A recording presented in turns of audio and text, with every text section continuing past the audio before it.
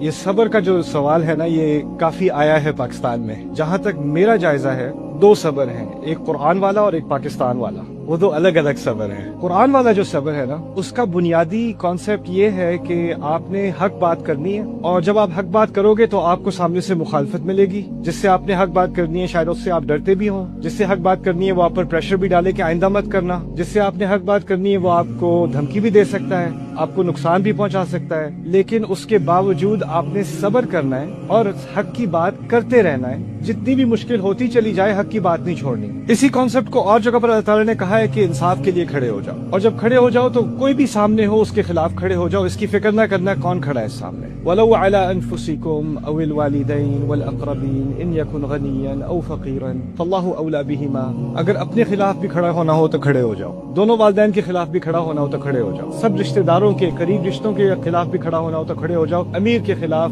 غریب کے خلاف، پہلی پرائیورٹی اللہ تعالیٰ کی ہے. اللہ کی خاطر کھڑے ہو جاؤ. اور یہ کھڑا ہونا آسان کام نہیں ہے. اس کے لیے بڑی آپ کو سٹیمنا چاہیے ہوتا ہے. اس سٹیمنا کا نام، اس کے ناموں میں سے ایک بڑا نام قرآن میں صبر ہے. لیکن پاکستان والا صبر ذرا مختلف ہے. پاکستان والے صبر میں ہے غلط بات ہو رہی ہے، آپ اس کو خاموشی سے برداشت کر رہے ہو، پھر آپ کسی سے جا کے کہتے ہو کہ یہ غلط بات ہو رہی ہے، میں کیا کروں؟ بیٹا صبر کرو. یعنی حق کی بات مت کرو، خاموشی میں صبر کرو. قرآن جو واضح الفاظ میں کہہ رہا ہے وَتَوَاصَوْا بِالْحَقِّ وَتَوَاصَوْا بِالصَّبْرِ، سب کو یاد ہے. لیکن ہم نے جو صبر بنایا نا، وہ ہے إِلَّا الَّذِينَ آمَنُوا وَعَمِلُوا الصَّالِحَاتِ وَتَوَاصَوْا بِالصَّبْرِ. میں تھوڑی سی بیچ میں اسکپ ہو جاتی ہے بات. یہ نہیں کہا حق کی بات نہیں کرنا، یہ باتیں مت کرنا، اس سے بڑی مصیبت ہوگی. بس تم صبر کر لو. ہم نے بھی صبر کیا تھا، تم بھی صبر کرو. اللہ تعالیٰ تبدیلی لائے گا. اللہ تعالیٰ نے جو تبدیلی لانے والا نظام بنایا نا اپنا، وہ یہ ہے کہ پہلے حق کے لیے انسان کھڑا ہوتا ہے، پھر اللہ کی مدد آتی ہے. اور اس کی مدد کے آنے تک آپ نے حق کی بات کرتے رہنے ہیں اور حق کے ساتھ کھڑے ہوتے رہنا ہے. پھر آخر میں جب اللہ دیکھے گا کہ آپ اس کی مدد کے مستحق ہو، پھر مدد آتی ہے.